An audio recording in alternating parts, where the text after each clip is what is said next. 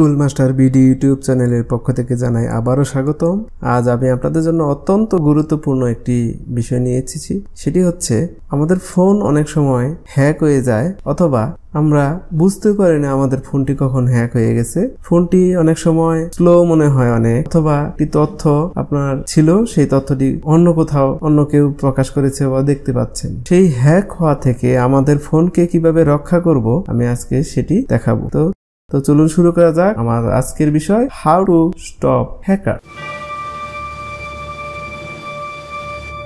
দেখা যাচ্ছে যে স্মার্টফোন ব্যবহার করাটা দিন দিন যেন খরচ সাপেক্ষ হয়ে উঠেছে। আসলে প্রযুক্তির অগ্রগতির যুগে কম খরচে একটা স্মার্টফোন কিনে ফেলা যায়, কিন্তু এক্ষেত্রে সাধ্যের মধ্যে যেন স্বাদ মেটে না। সেই কম দামের স্মার্টফোন সব সুবিধা দিতে পারে না, আর কিছু না হোক সেখানে লেগে থাকে ইন্টারনাল স্টোরেজ সমস্যা। ওদিকে ইন্টারনাল স্টোরেজ যদি বেশি থাকে এমন ফোন কিনতে গেলে পকেট থেকে বেশ ভালো মতো পয়সা খরচ হয়ে যায়। এই সমস্যার সঙ্গে যদি বা ইউজার মানিয়ে গুছিয়ে নেন নিজেকে, ঠিক পরের ধাপেই আসে আসল আতঙ্ক, অর্থাৎ ফোন হ্যাক হওয়ার সমস্যা। বর্তমানে বিশেষত পেগাসাস স্পাইওয়্যার খবর যে দিন থেকে প্রকাশ্যে এসেছে, আতঙ্কে ভুগছেন অনেক স্মার্টফোন ইউজার। কেননা স্মার্টফোনে এখন আমাদের অনেক ব্যক্তিগত তথ্য, ব্যক্তিগত ছবি বা ভিডিওর ব্যাপারটা তো আছেই। সে সব সবার সামনে ছড়িয়ে পড়ুক তা কেউ চাইবেন না, কিন্তু তার চেয়ে বেশি খারাপ ব্যাপার হলো আর্থিক ক্ষতি। অর্থাৎ স্মার্টফোনে যে আমাদের ব্যাংকের তথ্যগুলো দেওয়া থাকে, সেই তথ্যগুলো বিভিন্ন কারণে অনেক সময় আমাদের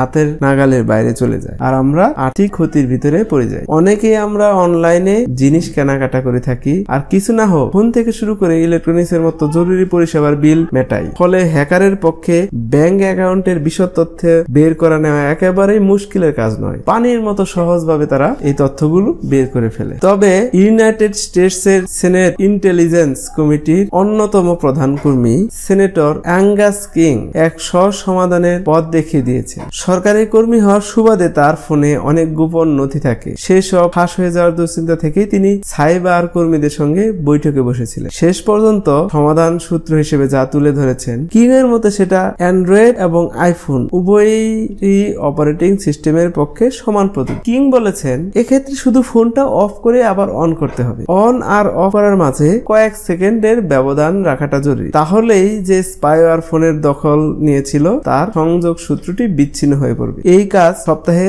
একবার করার পরামর্শ দিয়েছেন কিং। পাশাপাশি জানিয়েছেন যে স্মার্টফোনে যদি নিয়মিতভাবে রিবুট করা যায় তাহলেও হ্যাকারদের ঠেকিয়ে রাখা সম্ভব হবে। তারা আর ফোনের তথ্যের নাগাল পাবেন। অর্থাৎ আমরা যদি খেয়াল করি, কম্পিউটার অথবা ল্যাপটপ আমরা পরিচালনা করার পর সেটি অফ করি, আবার যখন আমাদের প্রয়োজন হয় সেটি অন করি। অর্থাৎ কম্পিউটারকে আমরা প্রতিনিয়ত অফ অন করছি বা রিবুট করছি, অথচ আমাদের স্মার্টফোনটিও একটি কম্পিউটার অপারেটিং সিস্টেমের মতোই, কিন্তু আমরা প্রতিদিন সেটি ব্যবহার করছি, কিন্তু সেটিকে কখনোই আমরা অফ করি না। আমাদের অ্যান্ড্রয়েড ফোন অথবা আইফোনের জন্য এটি হচ্ছে সবচেয়ে বড় একটি সমস্যা। চলুন আমরা নিয়মিত সপ্তাহে একদিন অথবা 2 দিন অথবা 3 দিন অথবা প্রত্যেক দিন রাতে এবং সকাল শুরুতে ফোনটি একবার করে রিবুট করি। এই রিবুটই আমাদের সকল প্রকার হ্যাকিং থেকে রক্ষা করবে। তাহলে এখনই ফোনটি রিবুট করে ফেলুন। আর ভিডিওটি যদি আপনাদের ভালো লেগে থাকে অবশ্যই চ্যানেলটি সাবস্ক্রাইব করবেন। আপনাদের সাবস্ক্রাইব,